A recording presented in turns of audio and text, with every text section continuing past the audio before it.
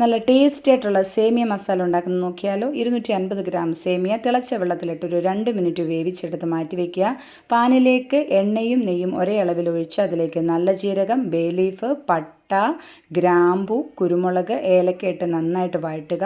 അതിലേക്ക് നമുക്ക് കാഷ്നട്ടും കിസ്മിസും ഇട്ട് വീണ്ടും വഴറ്റി അതിലേക്ക് നമുക്ക് ജിഞ്ചർ ഗാർലിക് ചെറുതായിട്ട് കൊത്തി അരിഞ്ഞത്, സവാള, ക്യാരറ്റ്, തക്കാളിപ്പഴം, മല്ലിയിലയും ചേർത്ത് വീണ്ടും വഴറ്റിയെടുക്കുക. ഇനി നമുക്ക് അതിലേക്ക് ചേർക്കേണ്ടതാണ് green peas. Frozen green peas ഇട്ടാൽ ഒന്നുകൂടെ ടേസ്റ്റ് ആയിരിക്കും.